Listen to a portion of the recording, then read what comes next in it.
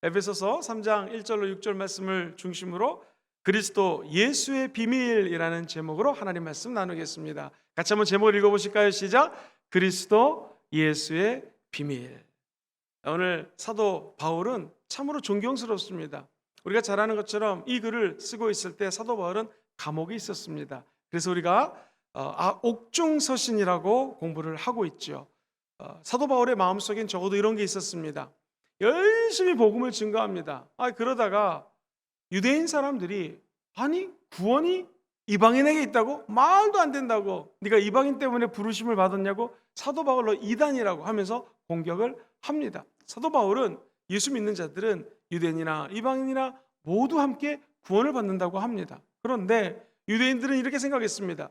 구원을 받으려면 율법을 알아야 되고 율법 말씀을 철저히 지켜야지 구원을 받을 텐데 이방인들 뭐라고? 첫째, 하나님도 모르고, 둘째, 율법도 모르고, 세 번째, 율법을 제일 중요한 건 따르지도 않는데 어찌 저들이 예수 그리스도를 믿는다고 구원을 받으랴 하면서 2단, 3단, 4단 하면서 돌을 던지고 핍박을 하고 결국에는 신고를 해가지고 사도 바울이 감옥에 들어가 있습니다.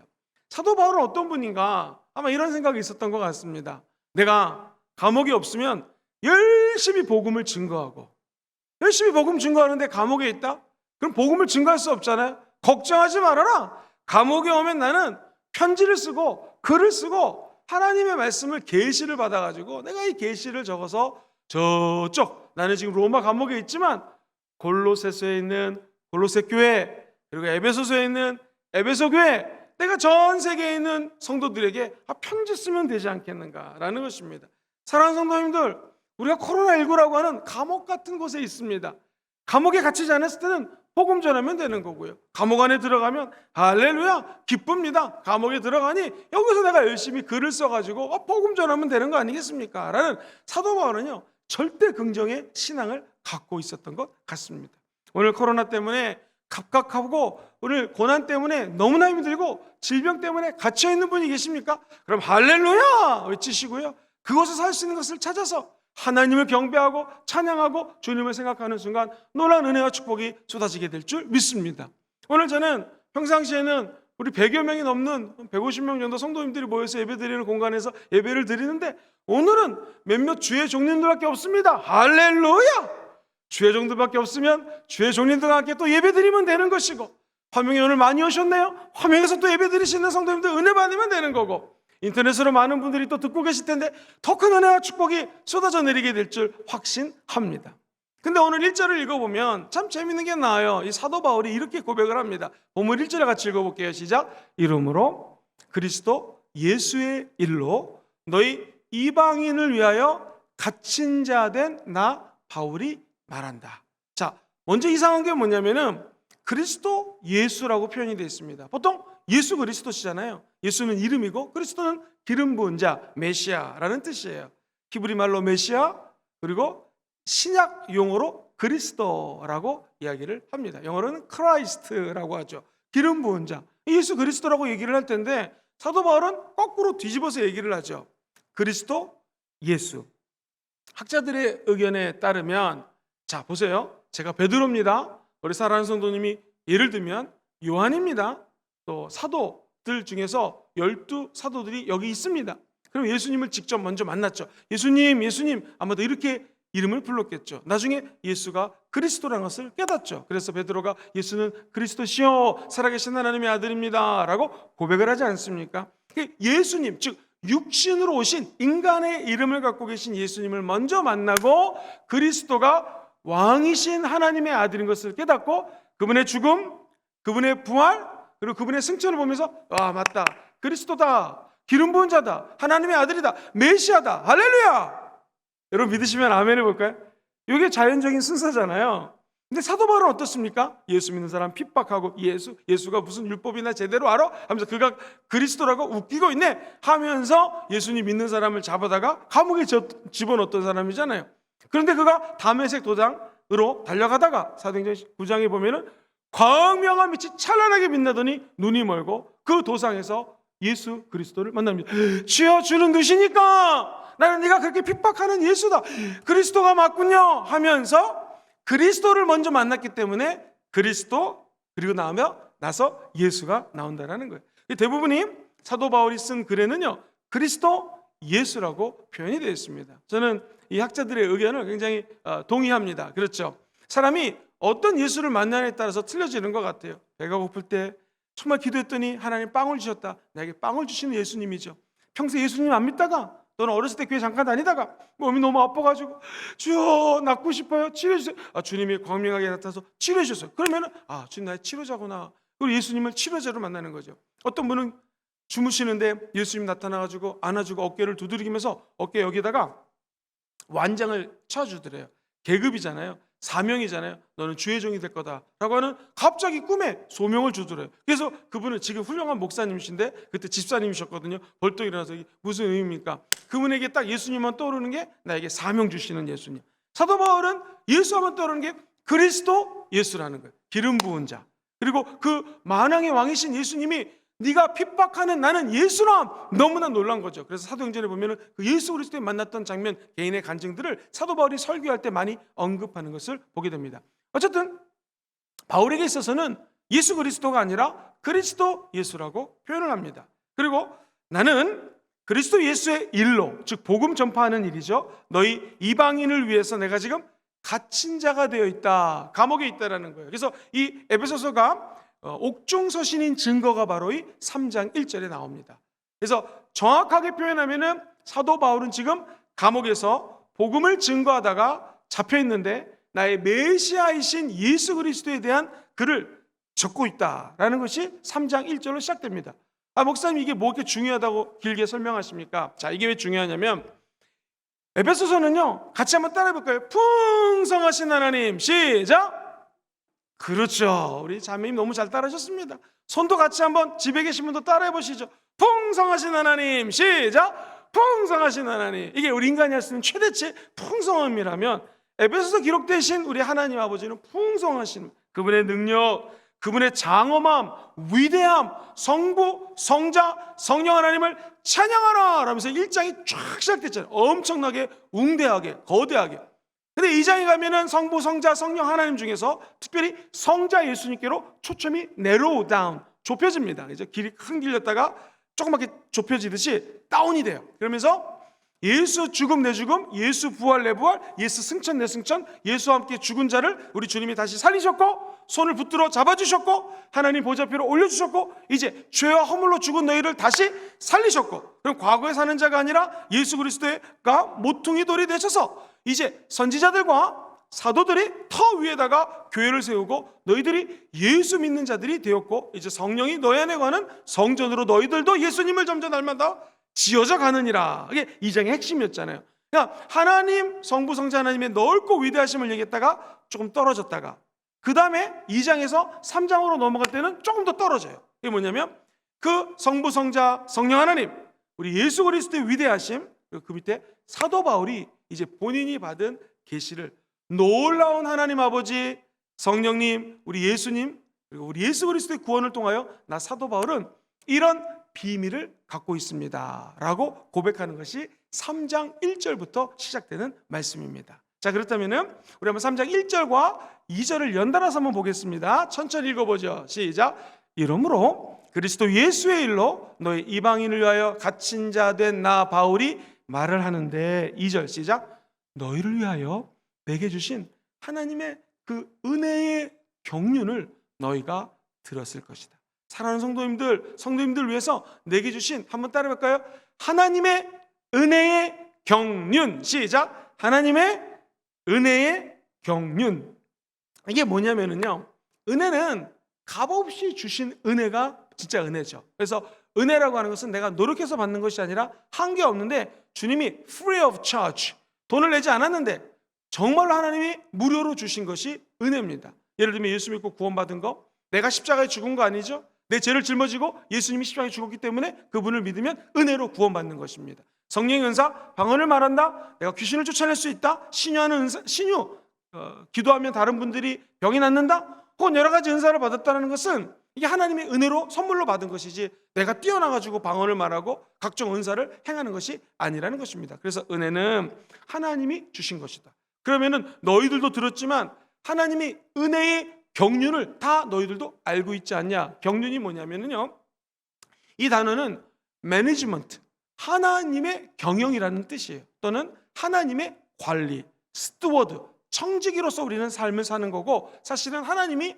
온 천하 만물을 다 경영하고 계시고 관리하고 계시다라는 뜻입니다. 그래서 administration, 행정이라는 경영학에 쓰는 단어를 쓰기도 하고, management, 하나님이 다 관리하시고 경영하신다라는 거예요. 그러면은 사도 바울의 마음이 무엇입니까? 내가 복음을 전하고 특별히 이방인들에게 복음을 증거하다 지금 감옥에 있는데, 너희들도 지금까지의 스토리를 들어봤겠지만 내가 이 로마에 있는 감옥에 오기 전까지 하나님을 나를 다메섹 도상에서 부르셨고, 내가 복음을 증거할 때마다 수많은 사람들이 예수를 믿었고, 귀신 들린 자들을 쫓아냈고, 6.29라는 청년은 저 3층에서 졸다가 떨어져 죽었는데 기도하니까 살아났고, 많은 병자들이 나에게 손을 얹었죠. 내 이 앞치마에 손을 얹고 심지어는 손수건에 손을 얹으니까 정말로 치유가 되고, 그리고 나는 높은 사람들 앞에서는 높은 사람들에게 맞게 얘기를 하고, 영어로 말하는 사람 영어로, 일본 말하는 사람 일본 말하는 사람, 도구로 수많은 랭귀지를 할 수 있었기 때문에 각자의 다른 언어를 썼고, 특별히 이 사도 바울은 논리력이 대가였기 때문에 논리적으로 말씀이면 말씀, 글이면 글, 모든 걸 논리적으로 대했기 때문에 사람들을 설득시킬 수 있었는데, 이 모든 것들이 내가 잘나서 된 것이 아니라 하나님의 경륜, 즉 하나님이 경영하시고 하나님이 내 인생을 관리하셔서 지금 이 자리에까지 내가 오게 된 것이다 라는 것입니다. 그렇습니다. 우리가 코로나19라고 하는 이 생전 경험도 못한 환경 속에서 지금까지 지내온 것은, 예를 들면 개인적으로 우리 성도님들이 코로나를 비껴나갔다, 이게 하나님의 은혜입니다.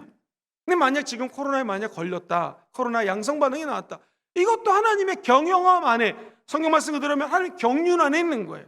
어떻게 내가 받아들여야 되느냐? 하나님, 비록 내가 코로나 양성 반응이 나왔지만 지금까지 지내온 것이 하나님의 은혜였습니다. 그리고 이거 고난을 통하여 그동안 코로나 양성 반응이 나왔던 분들에 대한 마음을 내가 깨닫게 하시면 감사합니다.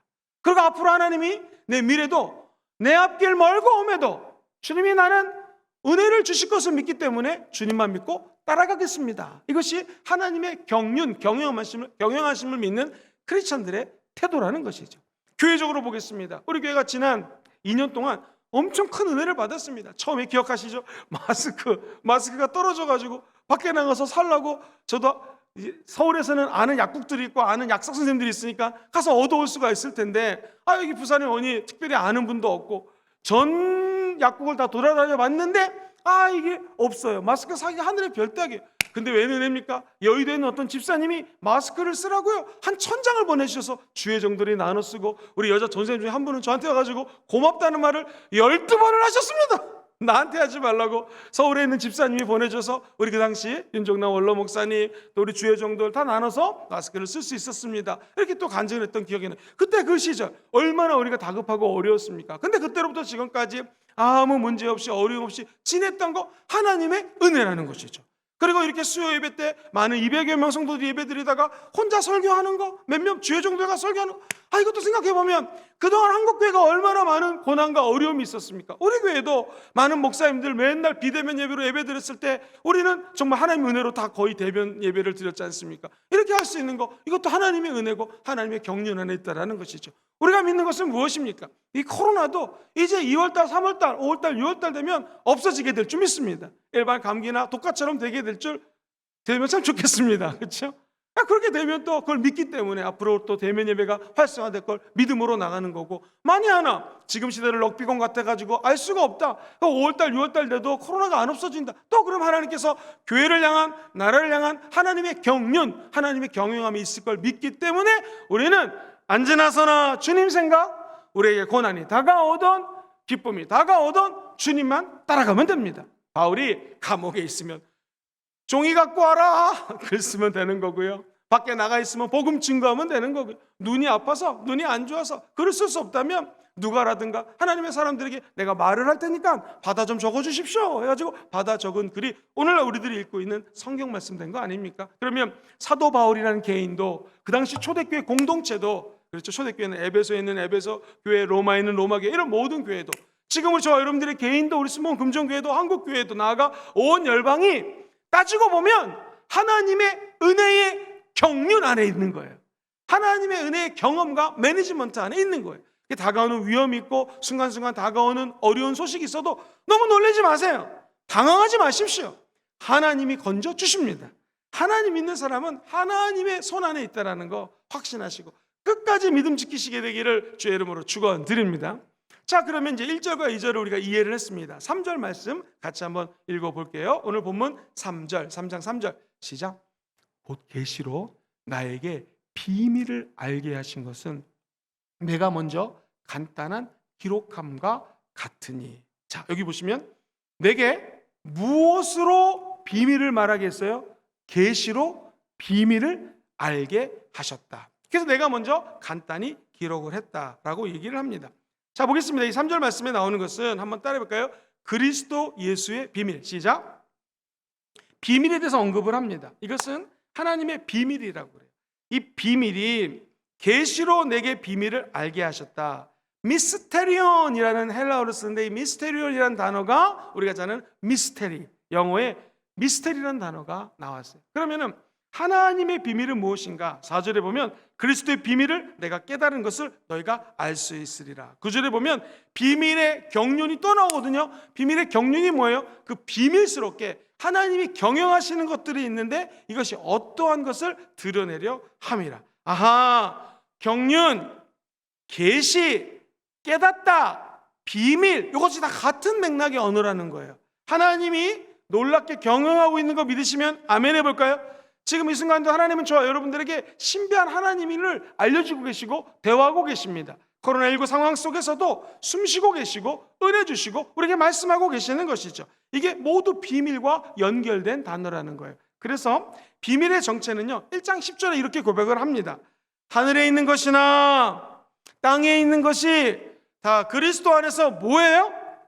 통일된다라는 거예요. 통일이 아나케 팔라디오라는 것인데요, 위와 머리의 합성입니다. 그러니까 제일 위에 있는 곳, 제일 머리 대신 예수 그리스도와 이 열방에 있는 모든 미스테리한 일들이 다 나중에는 하나가 되고 연합이 되고 통일이 되는 것이 하나님의 뜻이라는 것입니다. 목사님, 그렇다면 비밀은 어떤 것이 비밀입니까? 원래 비밀이라는 것은 뭐예요, 여러분? 야, 이거 비밀이야, 말하지 마. 그럼 말 그대로 비밀이잖아요. 따라서 얘기는 안 되잖아요. 근데 오늘은 이 비밀을 하나님이 나같이 부족하고 연약한 바울이라는 종에게 계시로 알게 해주셔서 이 비밀을 여러분들도 알 수 있게 하십니다 라고 얘기를 합니다. 그래서 아예 3장 6절, 좀 이따 또 언급하겠지만 3장 6절은 이렇게까지 고백을 하는 거예요. 이는 이방인들이 복음으로 말미암아 누구 안에서?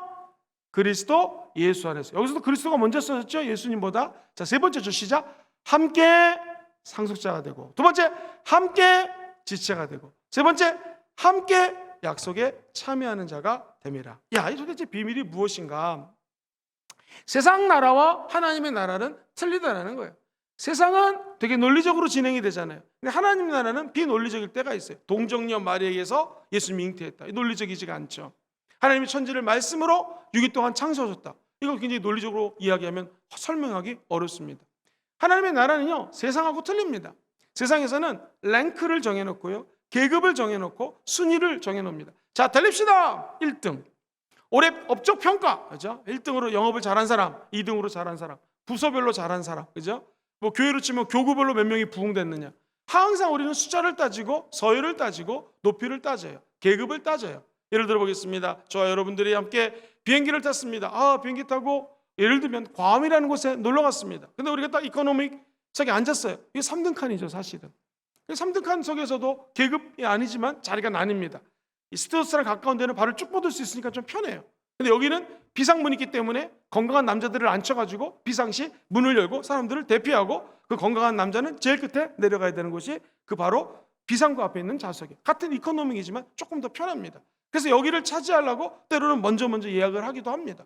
자, 그런데 이게 전부입니까? 앞에 가면 보통 비즈니스석이 있습니다. 그죠? 비즈니스석 가면은요, 벌써 미국 같은 데 가려면 쫙 누워가지고 잘 수가 있습니다. 이코노믹은요, 이거 제껴도 이렇게밖에 안 되지 않습니까? 저같이 또 평수가 높은 사람은 좁게 있어야 돼요. 근데 더 1등석에 가보면요, 땅콩을 줘도, 먹는 걸 줘도, 음료수를 줘도 왜 완전히 깜짝 놀라게 틀리게 대접을 합니다. 같은 비행기를 타지만 1등석, 2등석, 3등석이 있는 것이죠. KTX 타고 저와 함께 서울에 가겠습니다. 그러면 우리가 이코노믹 탈 수가 있고, 돈을 더 주면 VIP들이 타는 특실에 들어갈 수가 있습니다. 이 세상은 모두 다 이렇게 되어 있어요. 옛날에 우리 음악 공연을 보거나 무슨 뮤지컬을 가게 되면 그죠? A석, B석, C석 이렇게 있었는데 갑자기 어느 날 S석이 나왔어요. 기억하세요? 스페셜 비싼 데입니다. 근데 어느 날 또 스페셜보다 더 좋은 게 나왔어요. R석, 로얄석이 나왔습니다. 여기 또 더 비싸요.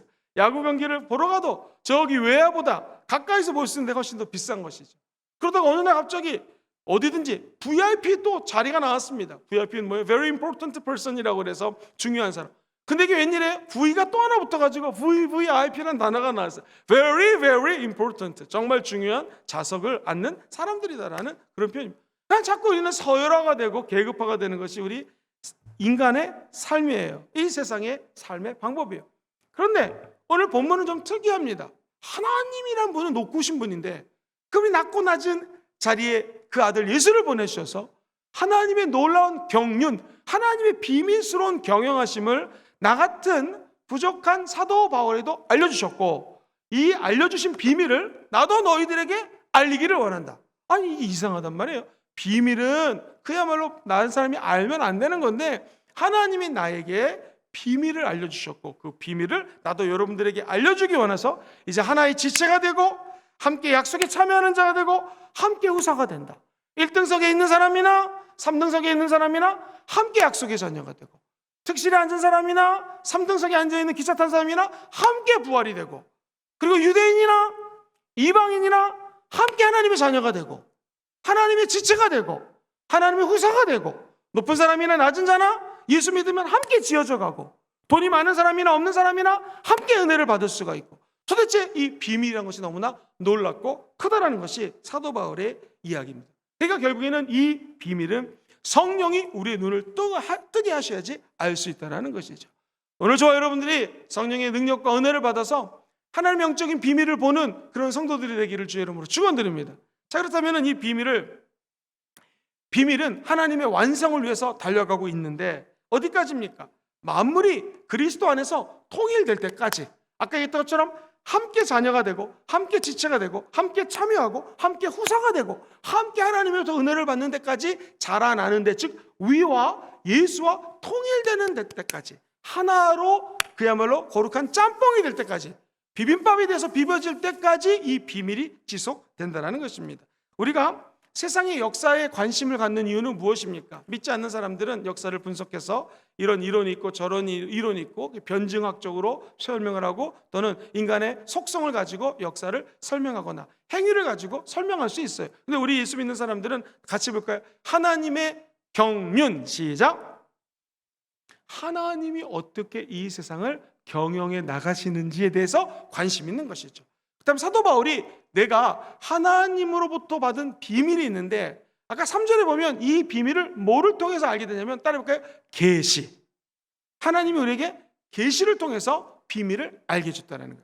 이 계시는 revelation이라는 단어를 쓰는데요. 요한계시록이라고 하죠. 요한계시록에 밤모섬에 갇혔을 때에 역시 사도 요한도 복음을 증거하다가 감옥에 갇혔는데 거기서 하나님이 시키는 일을 하잖아요. 무슨 일입니까? 환상 중에 하나님의 말씀을 듣습니다. 그것을 받아 적은 것이 요한계시록, 레벨레이션이라는 거거든요. 이게 원래는 뭐냐면 unveil, veil이라고 하는 것이 수건인데 수건을 갖다가 샥 덮으면 볼 수 있는 거잖아요. 하나님의 계시는 그 지극히 비밀한 것을 우리 인간에게 보여줄 수가 없었는데 갑자기 막혀있던 것이 열리고 내 얼굴 앞에서 볼 수 없는 것이 열리는 것이 계시예요. 그래서 계시의 원뜻은 바라볼 수 없는 하나님을 수건이 제껴주고 바라볼 수 있는 것이 계시예요. 자, 그렇다면 계시는 크게 두 가지가 있는데 첫 번째는요. 하나님을 알기 원하시는 분들은 아멘 해볼까요? 하나님을 아는 것이 자연 계시를 통해서 알 수가 있어요. 아름다운 자연, 드높이 펼쳐진 저 광야, 드높이 펼쳐진 저 평야 뿐만 아니라 하나님의 창조하신 아름다운 새, 나무, 꽃, 신비한 모든 것들을 보니 이야, 이 하나님이 정말 살아계신구나 라고 자연 계시로 주님을 알 수가 있고요. 두 번째는 특별 계시를 통해 주님을 알 수 있습니다. 사랑하는 성도님들, 이 성경 말씀이 무엇입니까? 이것이 우리 하나님께서 우리에게 주신 특별 계시예요. 말씀을 믿고 의지하고 사랑하는 분들은 아멘 해볼까요? 하나님이 말씀을 통하여 성경을 통하여 우리에게 계시를 하신다는 거죠. 뿐만 아니라 우리가 기도를 하면 하나님부터 레마를 받을 수가 있습니다. 아주 특별한 자녀들에게 하나님의 모습을 보여주는 것이 계시예요. 조심해야 될 것이 있습니다. 목사님, 저 계시 받았어요. 무슨 계시 받았습니까?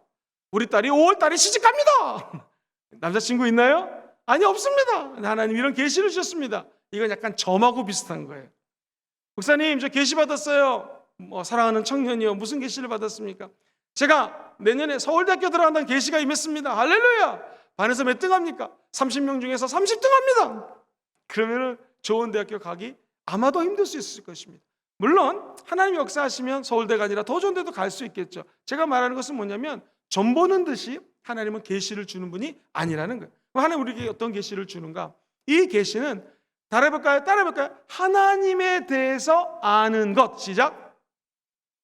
모든 계시는 하나님에 대해서 알아가는 것이 계시예요. 내 삶에 일어날 일들, 미래의 일들은 예언이라고 얘기할 수 있지, 그것은 내가 계시받았다고 표현하는 것은 원래 신학적으로는 잘못된 표현입니다.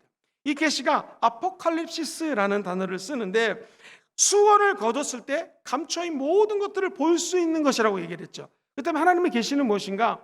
하나님이 너무나 많은 걸 우리에게 주면은 우리가 소화를 못할 수 있기 때문에 부분적으로 계시를 보여주십니다. 그래서 우리가 사도 바울이 쓴 글을 보면, 너희가 부분적으로 알지만 저 천국에 갈 때는, 그때는 진짜 가렸던 것이 샥 벗겨가지고 모든 것들을 다 알게 될 것이다 고 얘기를 하죠. 우리는 부분적으로 아는 거예요. 김영근 목사가 아무리 신학 박사를 하고 박사학위가 1000개, 10,000개 받은 공부를 많이 한 목사님이라 할지라도 하나님의 말씀을 제가 다 알 수가 없습니다. 너무나 신면막측하기 때문에 하나님에 대해서 제가 부분적으로 아는 것을 말씀드린 거라고 해서 그게 맞습니다. 마치 저 해운대 바닷가 가가지고 큰 양동이에다 물을 푼 다음에, 나 하나님 이만큼 알아. 어떤 사람은 컵에다 푼 다음에, 나 이거밖에 몰라. 이러는 거랑 똑같습니다. 바닷물이 얼마나 크고 넓습니까? 이만큼 양동이로 받든지 컵으로 받든지 하나님에 대해서 우리가 알 길이 없어요. 근데 사도 바울이 감히 이렇게 얘기를 해요. 3절 다시 한번 보겠습니다. 3절 읽어볼게요. 시작. 곧 계시로 나에게 비밀을 알게 하신 것은 내가 먼저 간단히 기록함과 같으니. 4절도 한번 보겠습니다. 4절 읽어보겠습니다. 시작. 그리스도의 시작. 그것을 읽으면 내가 그리스도의 뭐예요?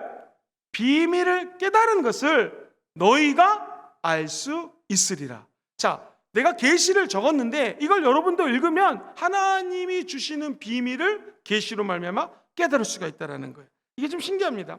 자, 하나님 보세요. 하나님은 항상 어떤 분이시냐? 우리를 찾아오십니다.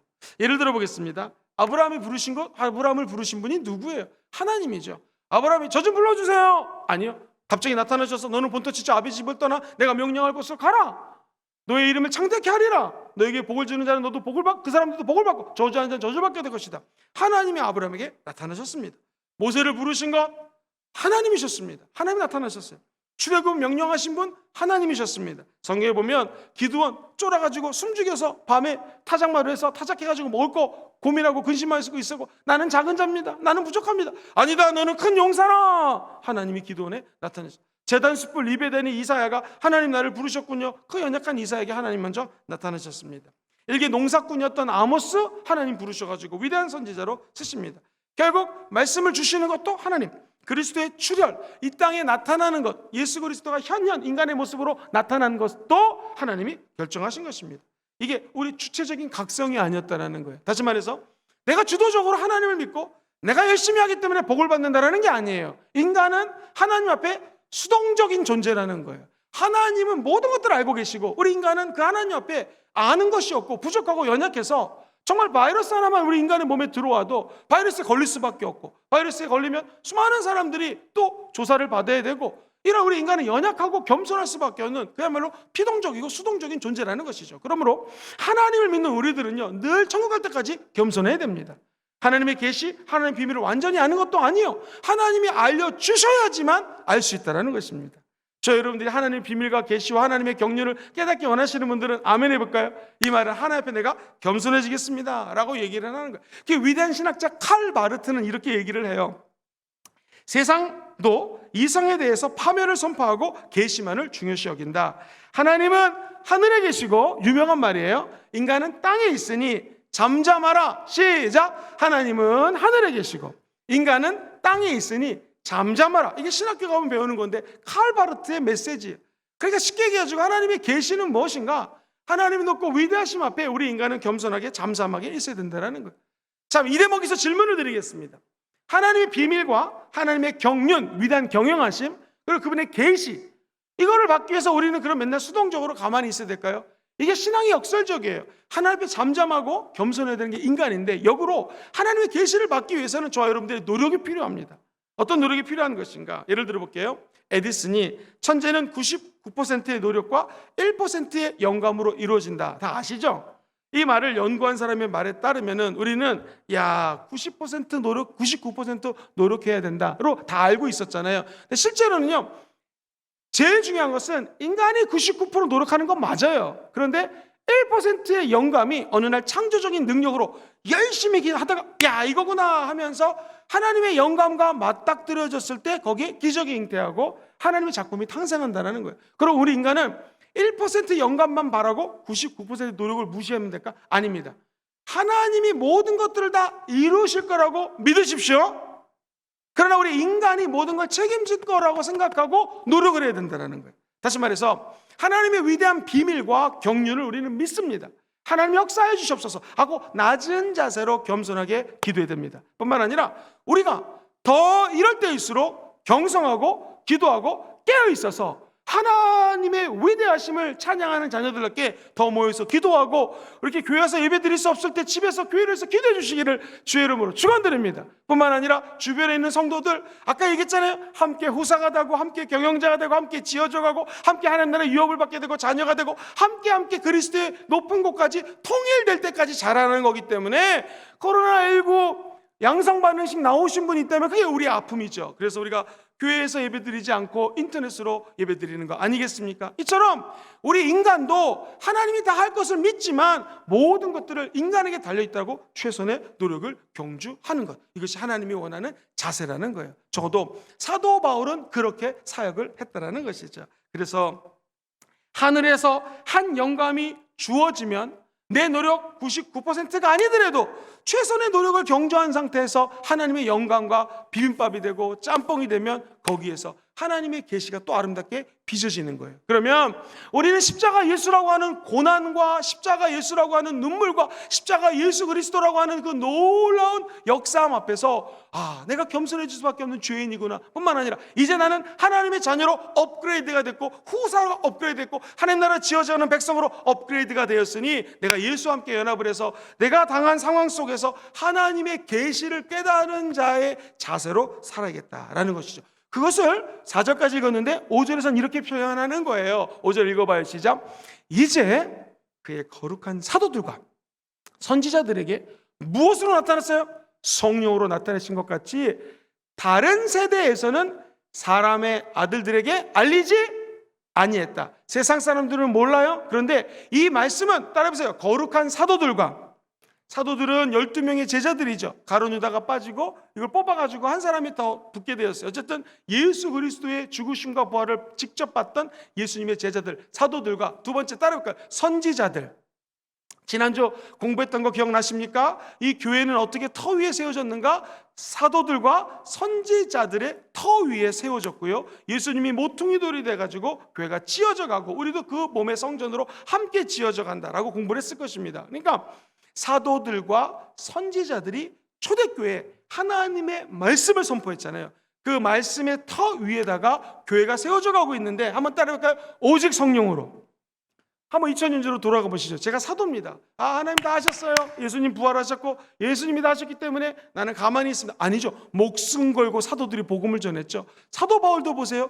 유대인 계통의 사도들, 대표적인 게 베드로라든가 요단 이런 사람들은 유대인의 복음을 위해서 쓰임받는 사도들이죠. 그 다음에 바나바하고 사도 바울은 이방인을 위해서 쓰임받는 사도들이에요. 양쪽 두 그룹, 이방인을 위한 바울과 바나바, 또 이쪽 동네에 있는 수없이 많은 유대인들 사도들이 목숨을 걸고 초대교회 복음을 전했기 때문에 우리가 이렇게 예수 믿는 거죠. 그리고 그들이 엄청난 노력을 경주하고 지하에서 예수 믿고 초대교회 성도들 저 카타콤에 들어가가지고 복음 전하고 거기서 예수 믿고 기도하다가 거기서 죽고 무덤이 되고 그러한 열정과 복음을 지키기 위한 열망이 있었기에 오늘날 우리 순복음 금정교회가 존재하는 것처럼 진정한 계시, 진정한 비밀, 진정한 하나님의 경륜은 무엇인가? 우리 인간의 최선을 다하는 하나님의 복음을 깨달은 우리들이 하나님의 열정을 가지고 노력해야 된다는 것입니다. 제가 선포합니다.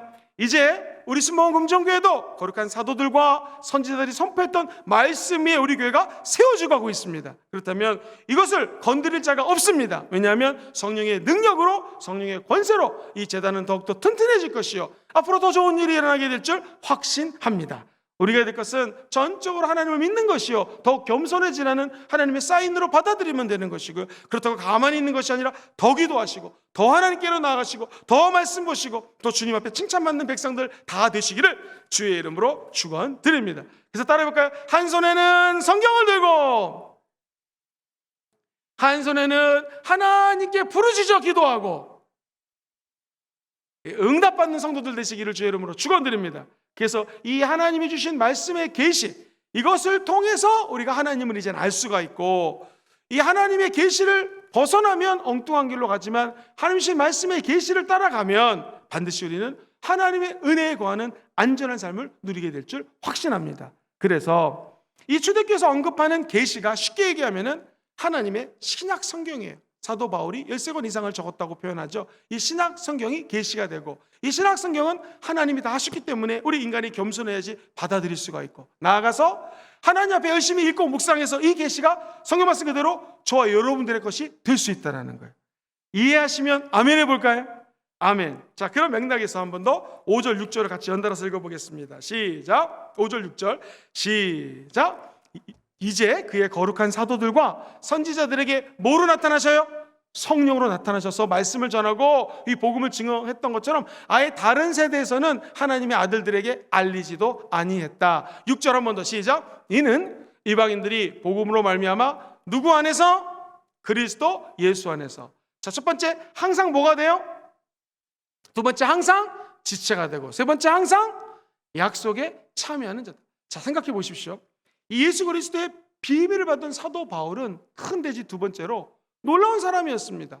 이 사람의 발걸음이 얼마나 아름다운지 성경은 이렇게 표현을 합니다. 로마서 10장 15절을 보면 아름답도다 좋은 소식을 전하는 자들의 발이여 이렇게 표현합니다. 근데 이게 이사야 선지자는 이렇게 기록이 되어 있어요. 이사야서 52장 7절 읽어봐요. 시작. 좋은 소식을 전하며 평화를 공표하며 복된 소식을 가져오며 구원을 공표하며 시온을 향하여 이르기를 네 하나님이 통치하신다는 자의 산을 넘는 발이 어찌 그리 아름다운가. 고난의 발길, 어려운 발길이지만 사도 바울이 넘었던 그 모든 족적 발자취는 아름다운 발자취가 된다는 것이죠. 그 계시가 너무나 크지만 하나님 주신 계시는 무엇인가? 너희를 내게 주신 하나님의 그 큰 경륜, 이 너무나 놀랍다는 것이죠. 그리고 이것은 사도 바울이 감당해야 될 하나님의 사명이라는 것입니다. 그래서 다음 주에 또 공부하겠지만 에베소 3장 7절은 이렇게 나오죠. 이 복음을 위하여 그의 능력이 역사하시는 대로 내게 주신 하나님의 은혜의 선물을 따라 내가 일꾼이 되었다. 엄청난 은혜로 이 사명을 내가 하나님으로부터 받아야 된다, 감당해야 된다는 거예요. 그럼 목사님, 사도 바울이 받은 이 계시가 도대체 어떤 의미입니까? 두 개주로 말씀드릴 수 있어요. 사도 바울이 받은 예수 그리스도의 계시는 첫 번째로 하나님이 초자연적인 분이시잖아요. 하나님은 저 높고 높은 곳에 계신 분이신데 이 초자연적인 계시가 인간의 뭘로 표현됐다? 글로 표현됐다. 더군다나 그 당시 이 헬라어는 시장에서 사람들이 쓰는 아주 쉬운 말이었어요. 나란 말씀이 둥국에 달아, 기억하시죠? 혼민정을 만들었던 세동대화처럼 너무나 쉬운 그리스 말로 적혀져 있기 때문에 그 놀라운 계시가 헬라어 그리스 말로 적혀져 있고 이제 그것이 글로 표현됐다는 거예요. 그래서 하박국 선지자는 2장 2절에 이렇게 선포하죠. 하나님 메시지를 시작. 야훼께서 내게 대답하여 이르시되 너는 이 묵시를 기록하여 판에 명백히 새기되 어떻게 해요? 달려가면서도 읽을 수 있게 하라. 하나님 말씀을 기록해서 판에 명백히 세워서 달려가면서 그 말씀을 알 수 있도록 인간이 알아먹을 수 있는 말씀으로 계시가 전환됐다는 거예요. 엄청난 은혜입니다. 할렐루야. 사도 바울이 말씀을 이렇게 계시로 받아서 적지 않았다면 우리는 하나님을 아마도 모를 수도 있었다는 것이죠. 즉 하나님의 말씀은 놀라운 비밀과 하나님의 경륜과 하나님의 놀라운 계시가 담겨져 있다는 거 다 믿고 하나님 말씀만 의지하시기를 주의 이름으로 축원드립니다.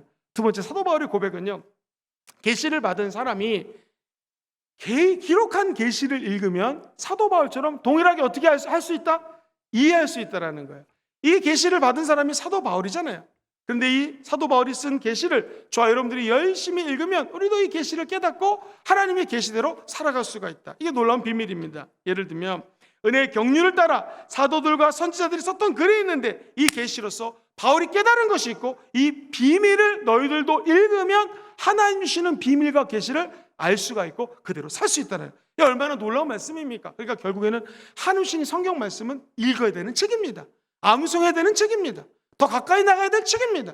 그래서 여러분이 덮어놓고 믿지 말고 펴놓고 믿게 되기를 주의 이름으로 축원드립니다. 늘 성경을 펴놓고 말씀을 읽고 형광펜으로 밑줄 그으시고 은혜 받은 건 또 볼펜으로 1번, 2번, 3번 동그라미 치시고 오늘처럼 이상하다, 예수 그리스도가 아니라 왜 그리스도 예수지? 목사님 설명하는 거 보니까 그렇게 주장하는 학자들이 있구나라고 그리스도의 중요성에 대해서 틱할 수 있는 거 아니겠습니까? 사랑하는 성도님들, 우리가 정말 어려운 시대에 살고 있습니다. 그리고 이 시기가 언제 끝날지 모르기 때문에 더 갑갑합니다. 그런데 구원의 도리는 하나님의 말씀으로 기록이 되어 있고 그 기록된 말씀과 계시를 믿는 자들마다 하나님께서 똑같이 계시를 이야기한다는 것이죠. 예를 들어 볼까요? 예수 믿고 구원받아 천국 가는 거 확신하면 아멘 해보시죠. 그게 어떻게 적혀져 있어요? 성경에 보면 로마서 10장 9절로 10절에 네가 만일 내 입으로 예수를 주로 시인하며 또 하나님이 그를 죽은 자 가운데서 살리신 것을 네 마음에 믿으면 구원을 얻으리니, 그 다음 시작, 사람이 마음으로 믿어 의에 이르고 입술로 시인하여 구원에 이르. 이 구원의 도리 성경에 다 적혀 있지 않습니까? 누구든지 주의 이름을 부르는 자는 구원을 얻으리라. 할렐루야. 하나님 말씀입니다. 요한계시록 1장 2절로 3절을 보면 요한은 하나님의 말씀과 예수 그리스도의 증거, 자기가 본 것들을 다 증거하였다고 얘기를 합니다. 3절 시작, 이 예언의 말씀을 읽는 자와 듣는 자와 그 가운데 기록한 것을 지키는 자는 복이 있나니 마지막 때가 가까워요. 예언의 말씀 뭐예요? 계시의 말씀. 사도 바울이 적었던 사도 요한이 하나님부터 계시를 받아서 적었던 이 놀라운 메시지가 그리스도의 증거가 되고, 이 말씀을 따라해보세요. 듣고 읽고 행하는 자는 뭐가 있어요? 복이 있다는 게 복. 저는 오늘 우리 사랑하는 성도님들이 비록 인터넷으로 가정에서 예배드리지만 이 복을 다 받으시기를 주의 이름으로 축원드립니다. 말씀을 정리하겠습니다. 오늘 굉장히 중요한 말씀이었어요. 예수 그리스도의 위대하심을 2장에서 선포합니다. 물론 1장에서는 성부, 성자, 성령 하나님 더 크고 위대한 장엄한 하나님을 예수 그리스도에 대해서 설명으로 2장에서 하더니 이제는 사도 바울이 예수와 성부, 성자, 성령 하나님께 받은 계시 비밀에 대해서 언급을 합니다. 예수 그리스도의 비밀을 깨닫게 하시고 은혜 받기 원하시고 천국 가기 원하는 성도들만 한 번 더 아멘 해보시죠. 이 비밀은 미스테리한 건데 하나님이 우리에게 보이셨다. 뭘로 보이셨어요? 계시로, 레벌레이션. 우리가 눈을 들어 수건을 벗겨서 하나님을 밝게 볼 수 있는 것처럼 계시로 보내셨다. 자, 그렇다면은 결국에는 이 비밀과 계시가 하나님이 이 땅을 경영하시는 진리일지언데 우리는 어떤 자세로 받아들여야 돼요? 겸손함으로. 뿐만 아니라 최선의 노력을 다하여 이 비밀과 계시를 알려고 노력해야 됩니다. 그래서 사도 바울이 두 번째, 사도 바울이 받은 그리스도의 계시는 무엇인가? 첫 번째, 큰 소리를 읽어보겠습니다. 시작. 하나님의 초자연적인 계시가 인간의 글로 표현됐다. 얼마나 감사합니까? 두 번째, 시작. 계시를 받은 사람이 기록한 계시를 읽으면 저와 여러분들도 동일하게 알 수 있고 이 계시를 따라갈 수 있다는 거예요. 그래서 저와 여러분들이 말씀을 읽고 듣고 묵상하고 암송하여 하나님 주시는 놀라운 복을 다 받으시고 그 복을 누리시고 나눠주시는 여러분 되시기를 주의 이름으로 축원드립니다. 오늘 말씀을 한마디로 정의하면 모든 것이 주님의 은혜입니다.